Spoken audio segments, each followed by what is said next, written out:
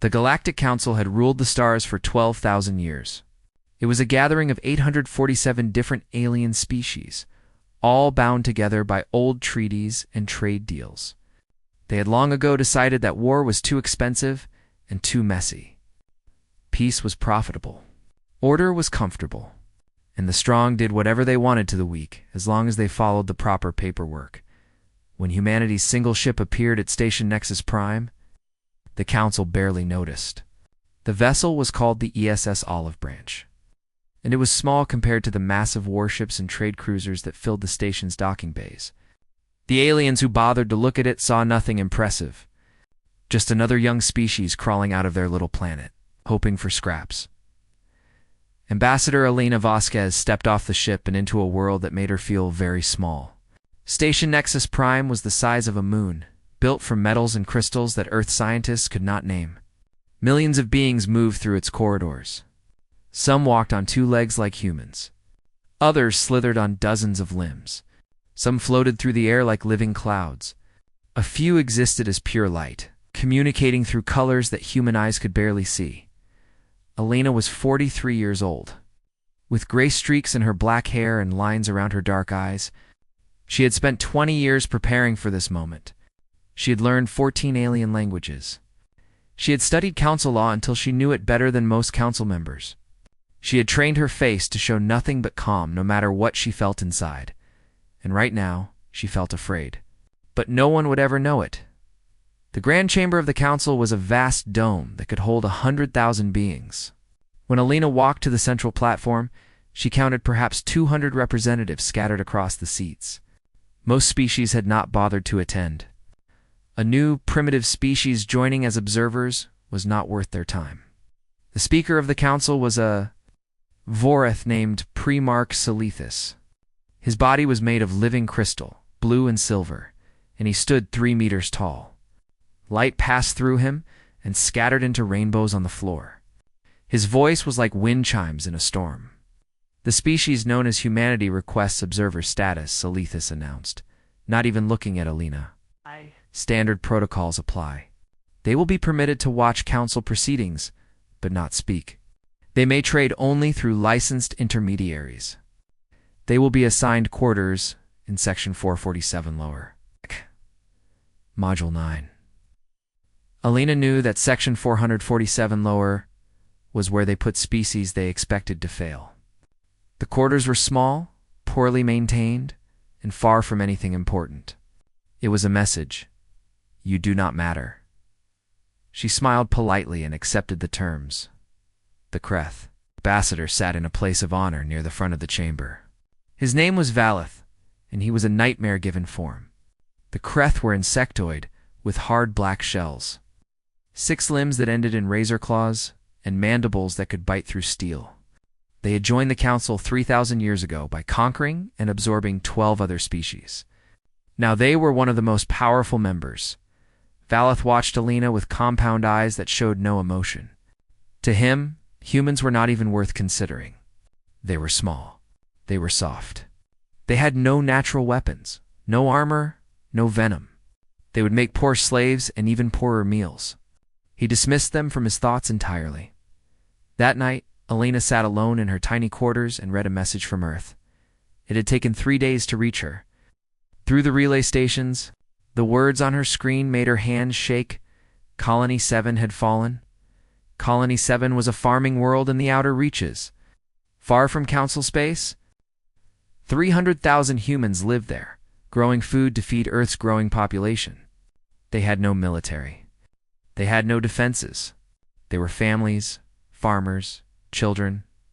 The Kreth had found them. Under council law, any species without full membership was considered unclaimed resources. Their worlds could be taken. Their people could be harvested. It was not murder or slavery by council definition. It was simply the strong taking what belonged to no one. The Kreth had taken Colony 7 in a single day. The message included images that Elena forced herself to look at. Processing facilities, sorting stations, children separated from parents and tagged like animals. The Kreth did not keep slaves. They kept livestock. Elena read the report 3 times. Then she closed her eyes and let herself feel the rage and grief that burned in her chest. She gave herself 5 minutes to feel it fully. Then she locked it away behind walls of ice and began to think. The council would not help. Humans had no legal standing. They could file no complaints, make no demands, take no action. By the law of the galaxy, 300,000 of her people were simply property now. But Alina had studied council law for 20 years. She knew things that most council members had forgotten. Ancient clauses buried in thousands of years of amendments. Old rights that had never been removed, only ignored. She began to write a new speech, very different from the one she had planned.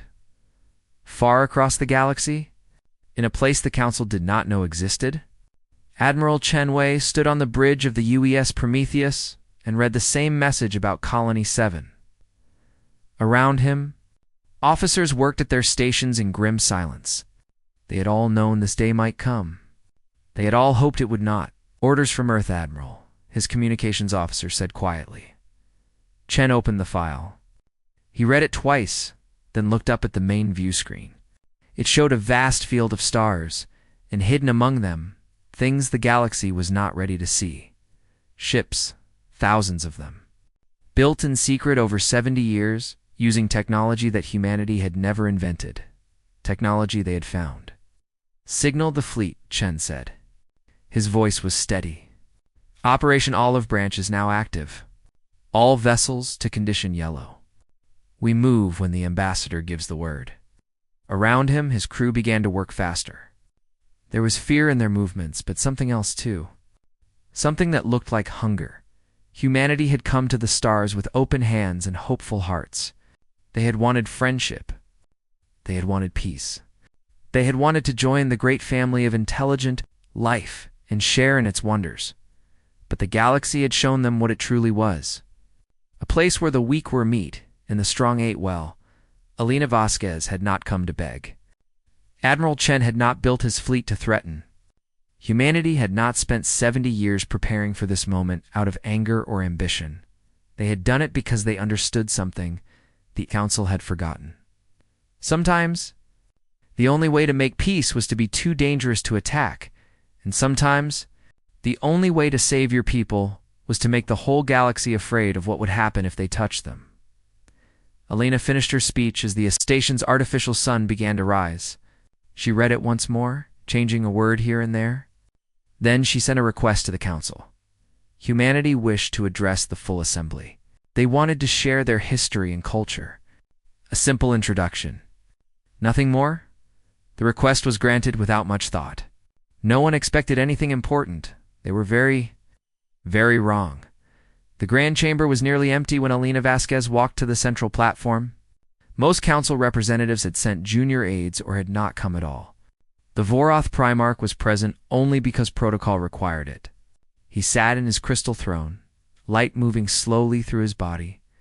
Clearly thinking about other things, the Kreth ambassador Valeth sat near the front with 3 of his aides. His mandibles clicked together in what passed for amusement among his species. He had come only to watch the primitive human embarrass herself. It would be entertainment, nothing more. Alina stood alone on the platform, a small figure in dark formal clothes. The chamber's systems projected her image onto screens around the room, making her visible to the scattered audience. She looked calm, patient, almost peaceful. She began to speak. "Thank you for allowing humanity to address this assembly," she said. Her voice was soft, but carried clearly through the chamber's perfect acoustics. "We are grateful for the opportunity to share our history with you." She told them about Earth, about the long struggle of human civilization, rising and falling and rising again. She spoke of wars and famines, of plagues and disasters. She described how humanity had finally united and reached for the stars. Driven by curiosity and hope, it was exactly the kind of speech the council expected from a young species. Humble, grateful, boring. The Thalassian representative, a being that looked like a jellyfish made of silver threads, actually fell asleep. Its body went still, floating gently in its mobility tank. Several other representatives began private conversations, their translation devices humming softly. Valeth made a noise that his aides recognized as contempt. "Primitive mammals," he muttered. "They will be extinct within a century." "Or property," Lena continued speaking. Her voice remained steady, but something in it began to change. The softness did not disappear, but beneath it, a new tone emerged, like steel hidden under silk. "We have been called primitive by your scholars," she said. "We have been called young by your historians. Insignificant by your military analysts." She paused, looking around the chamber. "You are correct. By every measure you use, humanity is a child among ancients." The Vorith Primarch noticed the change in her voice. His crystalline body shifted, light patterns moving faster. He was paying attention now. "But children," Alina continued, "have a quality that your ancient civilizations seem to have forgotten." She touched a control on her wrist. Holographic displays exploded into existence across the entire chamber. They showed images that made even the sleeping Thalassian jerk awake. Processing facilities on Colony 7, humans in cages sorted by age and size, children being separated from their parents tagged with Kreth identification markers, bodies in neat rows, waiting for transport to feeding stations. The chamber went silent. "These are my people," Elena said. Her voice was still soft, but now it cut like a blade. 300,000 human beings, farmers, teachers, children, taken by the dominion of Kreth 6 days ago. Valeth rose from his seat, his shell rattling with anger. Those animals were on unclaimed territory. They are legitimate harvest. "The law is clear." "Yes," Elena said. "The law is clear. Observer species have no legal standing. Our people are not citizens. They are property by default." She smiled, and there was nothing warm in it. "I have studied your law very carefully, Ambassador. For 20 years, I have read every treaty, every amendment, every clause and subclause of council regulations." The Primarch leaned forward. "Ambassador Vasquez, what is the purpose of this display?" "The purpose, Primarch, is justice."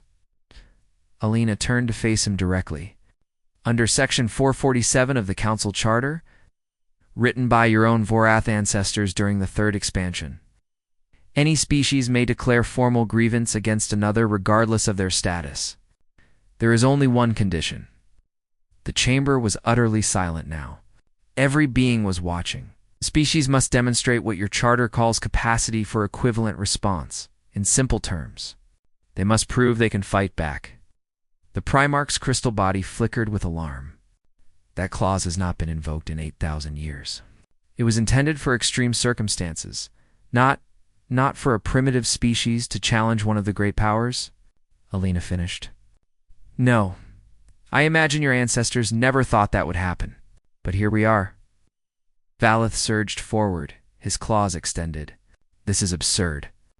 You have one ship, one pathetic vessel with no weapons. You cannot possibly threaten the dominion of Kreth." Alina looked at him. For a long moment, she simply looked, and something in her eyes made the Kreth ambassador hesitate. "You are correct," she said softly. "We have one ship here. At this station." She turned back to the full chamber, her voice rising for the first time. "On behalf of the United Earth Coalition, I hereby declare formal war against the dominion of Kreth." The chamber erupted in noise. Shouts, screams, clicking, buzzing, colors flashing from species that communicated through light. The Primarch was calling for order, his voice like thunder, but no one was listening. Alina waited.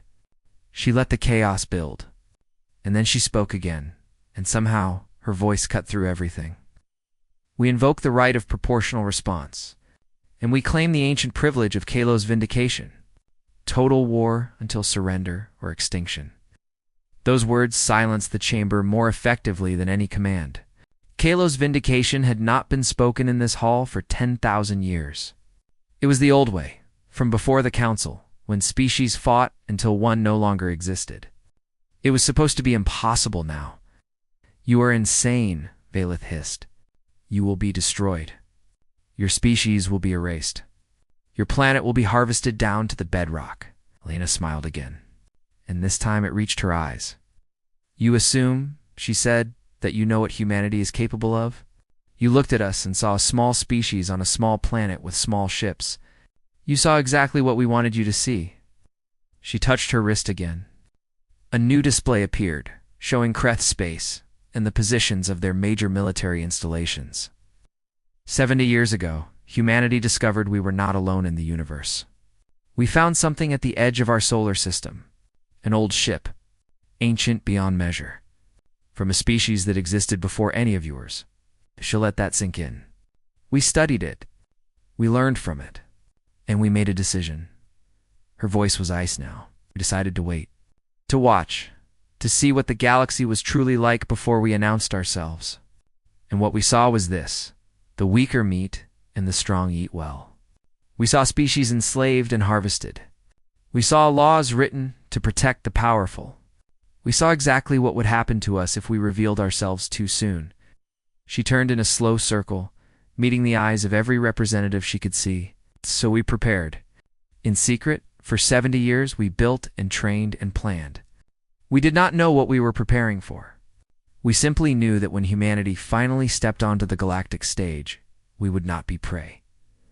She looked at Valeth. And then you took our people. You gave us something we had been looking for. What?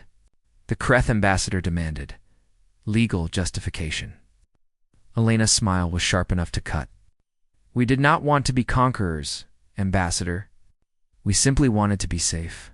But you made our choice for us. You took our children and called them livestock. You gave us cause for war under your own laws. The Primarch spoke, his voice shaking in a way that crystal should not shake. Ambassador, you cannot possibly have the military force to Elena, raised one hand. Primarch, I request a live feed to the Kreth border system of Malthois 9. I believe you will find your answer there. The feed was established.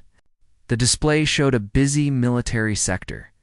12 battle stations, orbiting a harsh red star. 40 dreadnoughts in formation. The heart of Kreth military power. Valeth made a sound of satisfaction. Yes, show them. Show them what true strength looks like. These primitives will see Malthosnine vanished. One moment the star was there, surrounded by stations and ships. The next moment, empty space. No explosion. No debris. No radiation. Just nothing where something had been. The silence that followed was the most complete Elena had ever heard. She spoke into it softly. We did not come here to beg. We came here to be recognized. And Ambassador Valeth, you will return our people. All of them. Or what happened to Malthois 9 will happen to every world your species has ever touched. The council chamber remained frozen in shock for nearly a full minute after Malthois 9 disappeared. 800 representatives from across the galaxy stared at empty space where the most powerful military installation in Kreth territory had existed moments before. No one spoke. No one moved. Even the beings that communicated through light and color had gone dark. The Kreth ambassador Valeth stood rigid. His compound eyes locked on the display. His mandibles opened and closed without sound.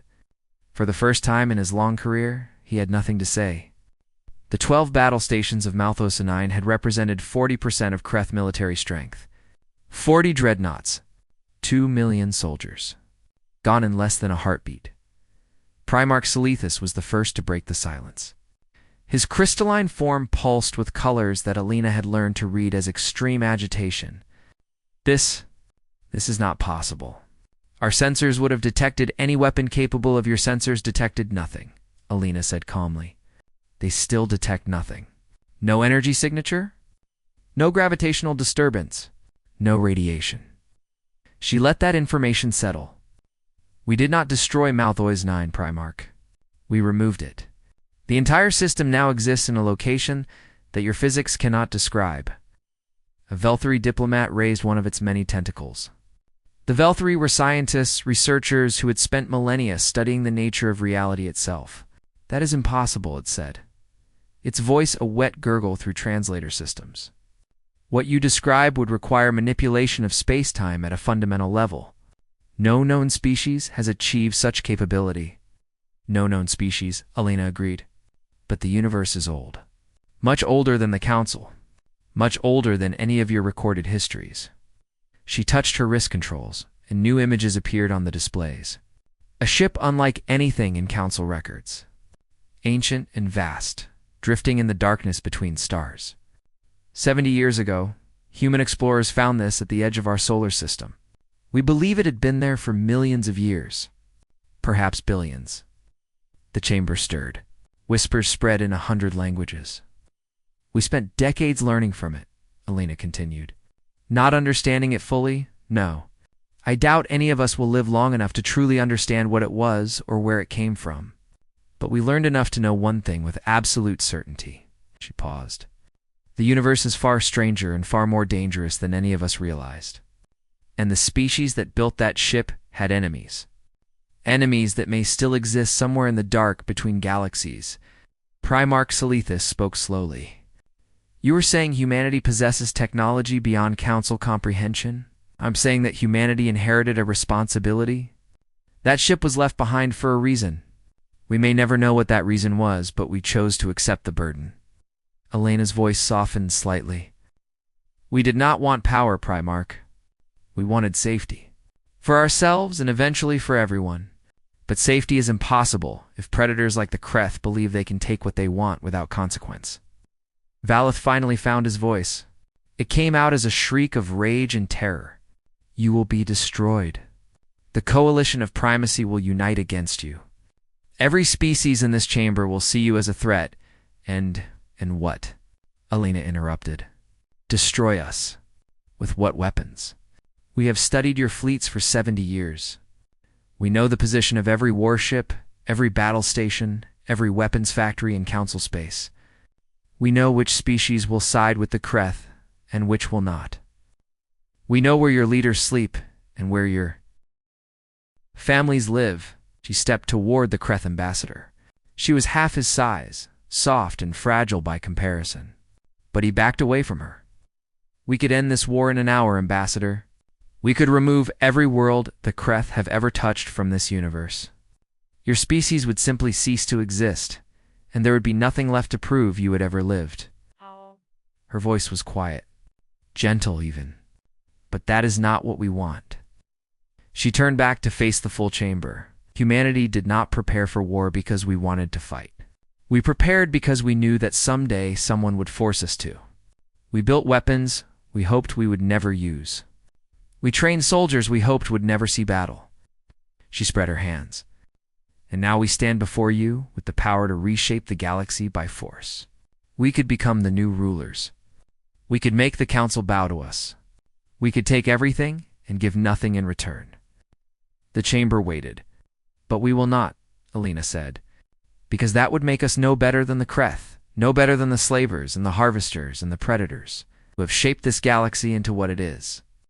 A place where the weak suffer and the strong grow fat on their suffering. She pointed at the display where Malthus 9 had been. That system is not destroyed.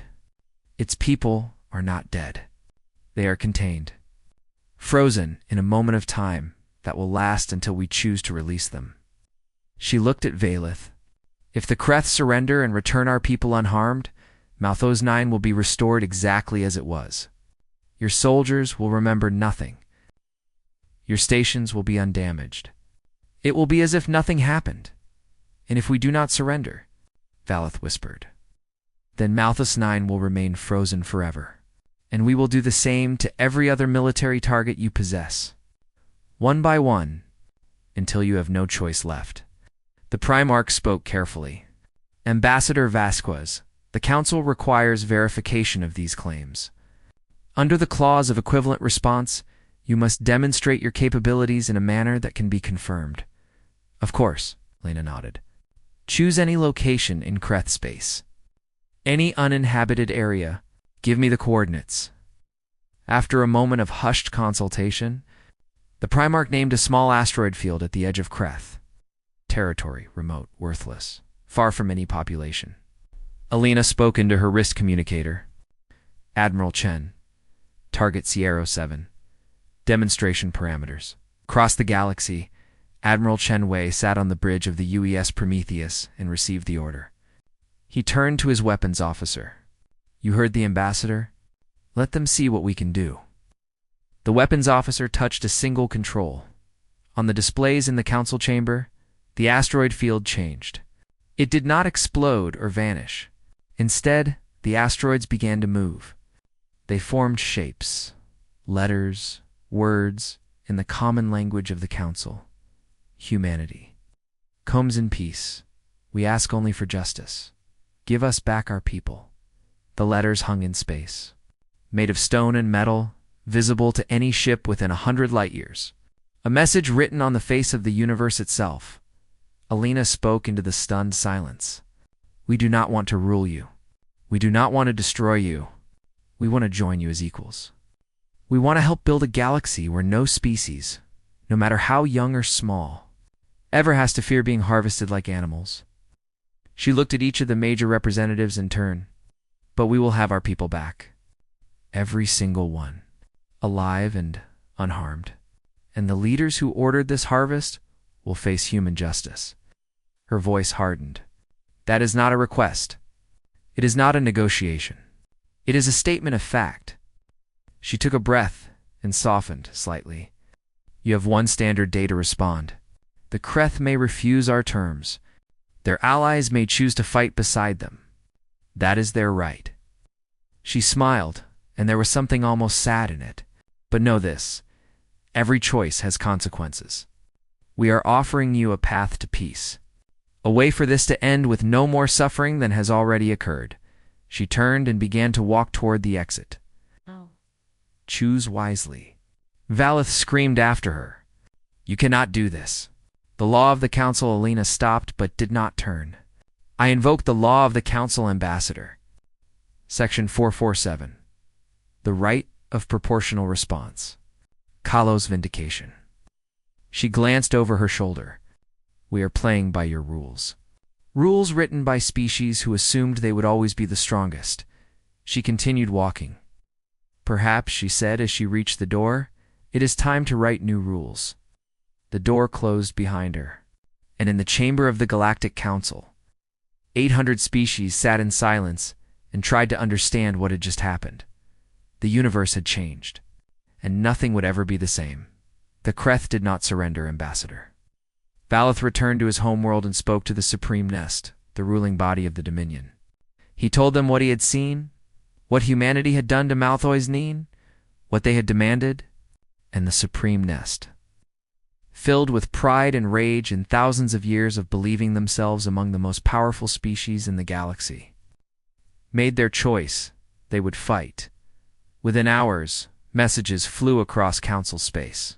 Valeth called upon ancient alliances and debts owed. He spoke of humanity as an existential threat, a species that would destroy the natural order, a plague that must be burned out before it spread. 14 species answered his call. They were the predators, the slavers, the harvesters. Species that had built their empires on the backs of the weak. They formed what they called the Coalition of Primacy, and they gathered their fleets for war. Alina Vasquez received the news in her quarters on station. Nexus Prime. She read the rejection of her terms in the Declaration of Unified Resistance. She closed her eyes for a moment. Then she opened them and spoke into her communicator. "Admiral Chen, they have refused." Across the void, Admiral Chen Wei stood on the bridge of the Prometheus and nodded slowly. "Understood, Ambassador. Rules of engagement? Minimum force. 0 casualties, if possible. We want to win, not to slaughter." Confirmed. Chen turned to his officers. "You heard the Ambassador? Operation Dawn begins now. All ships engage." The war lasted 6 days. It was not like any war the galaxy had ever seen. Human ships did not form battle lines or exchange fire across the void. They did not announce themselves or follow the old traditions of challenge and response. They simply appeared. The first Kreth dreadnought, the pride of the nest, was leading a formation of 30 warships toward human space when it happened. One moment the crew was at battle stations, weapons charged, shields at maximum. The next moment, every one of them was standing in a large white room with comfortable chairs and a table. Full of food, the ship's admiral found himself facing a young human woman in a naval uniform. She smiled politely. Oh, welcome to the Use Mercy, Admiral. I'm Commander Sarah Park. Your crew is unharmed. Your ship has been disabled, but not destroyed. Would you like some coffee while we explain what happens next? Across Kreth space, the same scene repeated again and again. Warships found their weapons missing, simply gone, the spaces where they had been filled with nothing but air. Battle stations discovered that their reactors had been relocated to the outside of their hulls. Hanging in space like strange fruit, one admiral surrendered after his entire bridge crew was teleported to a human vessel, served a hot meal, and returned to their stations with a polite note, asking them to consider the futility of continued resistance. The coalition of primacy. Threw everything they had at the human fleet, 1,700 warships, orbital defense platforms, weapons that could crack planets. None of it mattered. Human vessels moved through space in ways that should not have been possible. They appeared inside shields that were supposed to be impenetrable. They dodged weapons that moved at the speed of light. When they attacked, they did not destroy. They removed. Reactor cores vanished and reappeared in safe containment fields. Weapon systems were teleported away. Crews found themselves aboard human medical ships before they even knew they were being boarded. On the third day, Coalition launched a massive strike against Earth itself. 200 of their heaviest ships, loaded with weapons designed to shatter continents, jumped toward the human homeworld. They emerged from their jump to find Earth untouched and undefended. No fleet, no orbital platforms. Just a single, small vessel broadcasting a message. I've targeted a civilian population. This is your only warning. Turn back now. Coalition fleet opened fire. Every weapon they launched vanished. Every missile, every beam, every torpedo, gone between one heartbeat and the next. And then the Coalition fleet found themselves somewhere else. A vast, empty space between galaxies with no stars visible in any direction. Alone, unable to jump. Unable to call for help, they would be found a week later. Drifting and scared but alive after they agreed to surrender? On Colony 7. Human Marines finally reached the harvesting facility where their people were being held.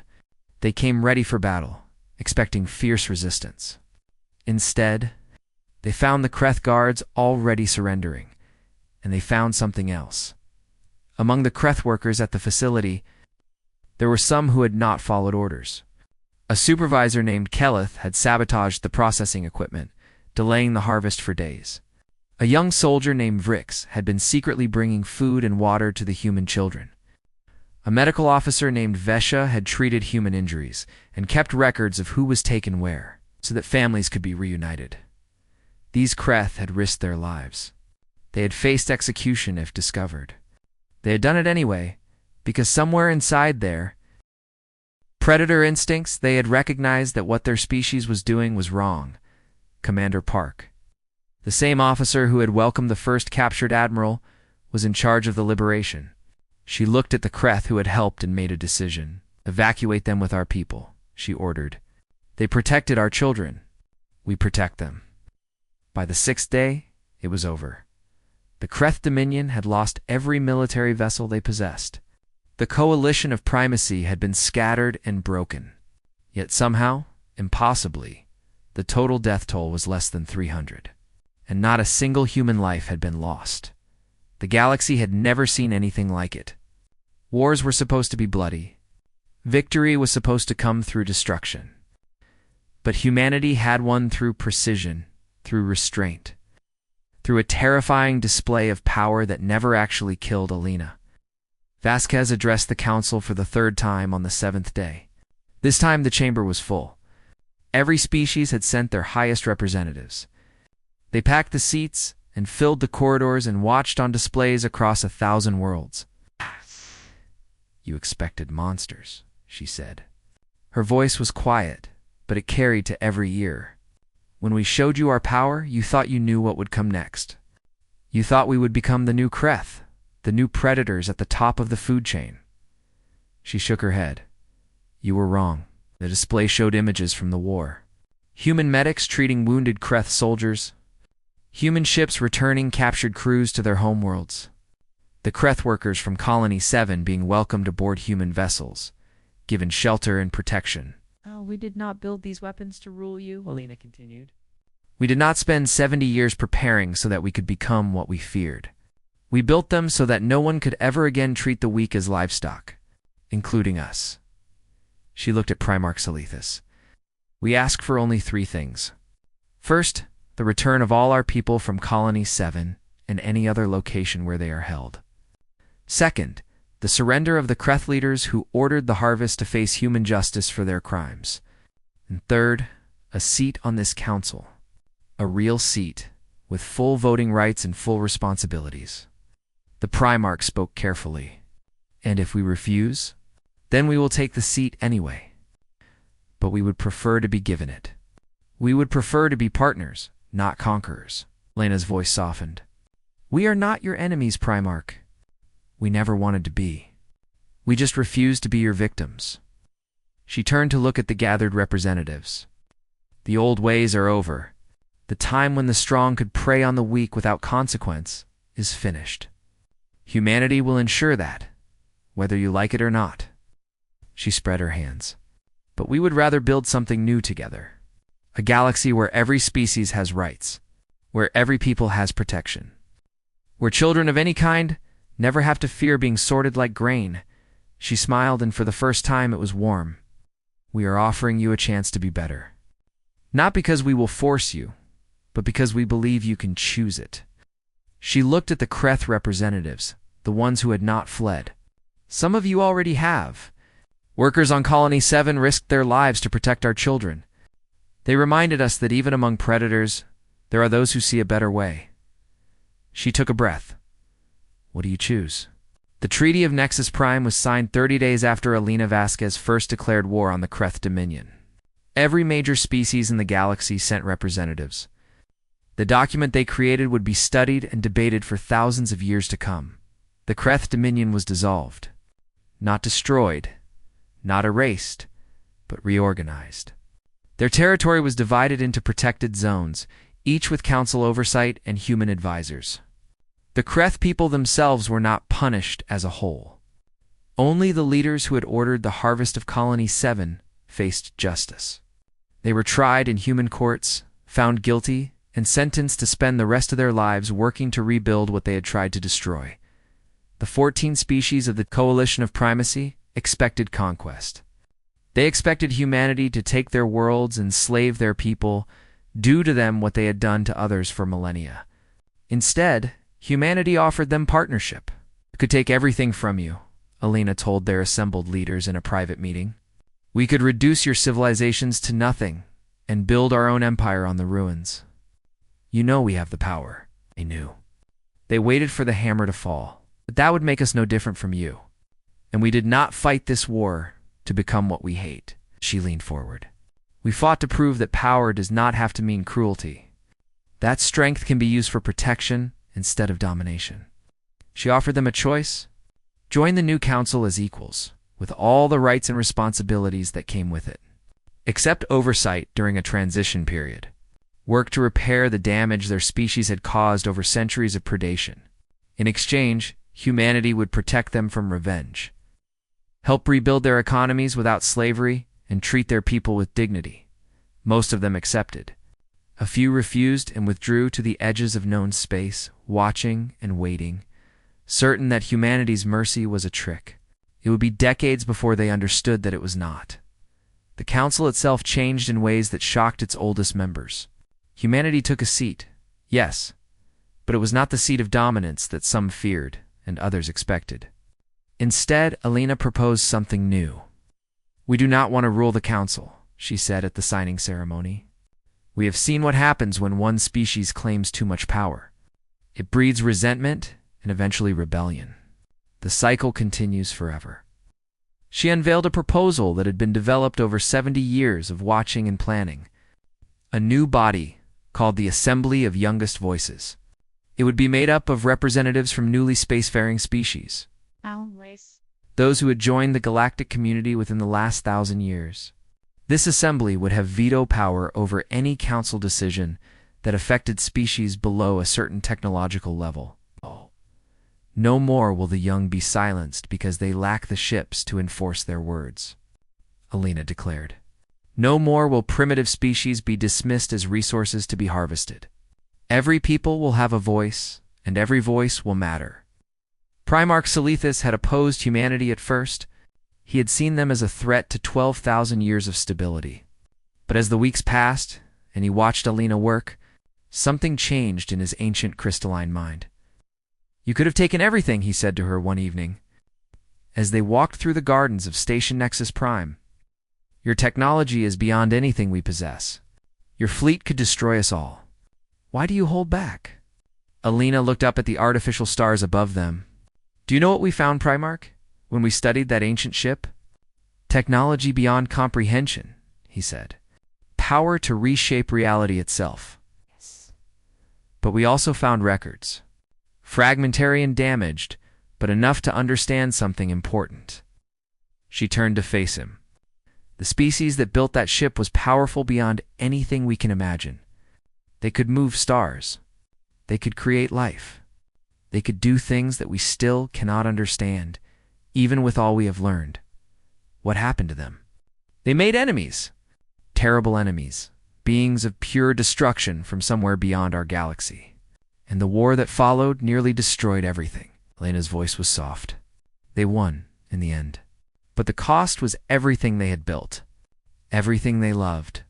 They left that ship as a warning and a gift. A message for whoever came after. What message? That power without wisdom leads to destruction. That strength without mercy creates only more enemies. That the point of having power is not to use it, but to make it unnecessary. She smiled sadly.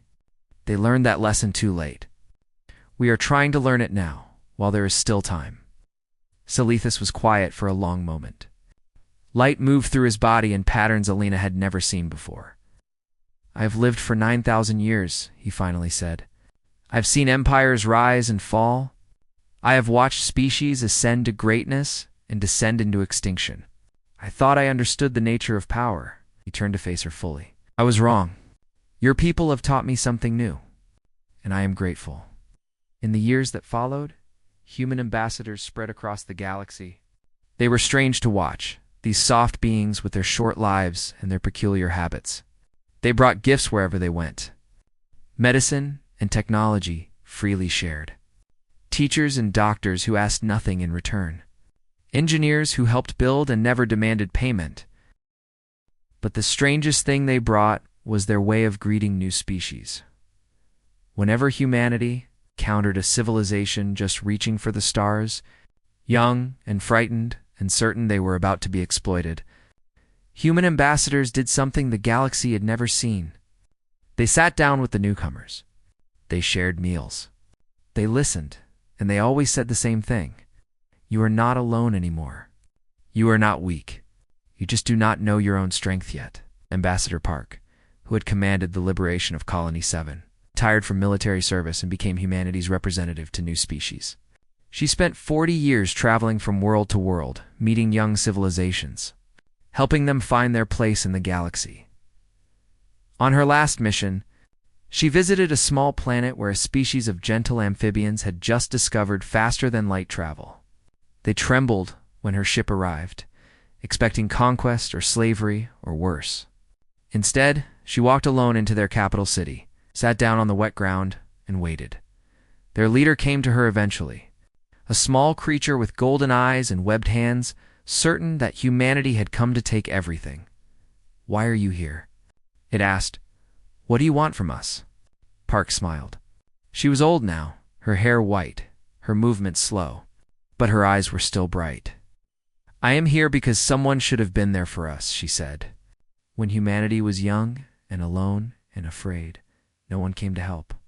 We had to fight for every scrap of knowledge, survive every threat on our own. We swore that if we ever grew strong enough, no other species would have to face the stars alone. She reached out and took the amphibian's webbed hand. You're a part of something bigger now? A family that spans the galaxy. We will protect you until you can protect yourselves. We will teach you everything we know. We will stand beside you against any enemy." She squeezed gently. "And one day, when you are strong, we hope you will do the same for the next young species that reaches for the stars." The amphibian stared at her for a long moment. Then, slowly, it began to cry. "Why?" it whispered. "Why would you do this?" Park thought about Colony 7, about the children who had been sorted like livestock, about the Kreth workers who had risked everything to save them, about Alina Vasquez standing alone before the Galactic Council and declaring that humanity would not be prey. "Because we remember what it was like to be small," she said softly, "and we never want anyone else to feel that way again. The galaxy would never be the same." The old ways of predation and exploitation slowly faded, replaced by something new, something better. It was not perfect, and there were still conflicts, still injustice, still suffering. But for the first time in 12,000 years of council rule, there was real hope. And at the center of it all, impossible and stubborn and endlessly kind, humanity continued to do what they had always done. They reached out their hands to those who needed help, and they refused to let go. In the end, the galaxy learned the most terrifying thing about humanity. It was not their weapons, though those were fearsome. It was not their technology, though that was beyond comprehension. It was not even their determination, though that was unbreakable. It was their stubborn, inexplicable belief that everyone deserved a chance to be more. That belief changed everything, and it always would.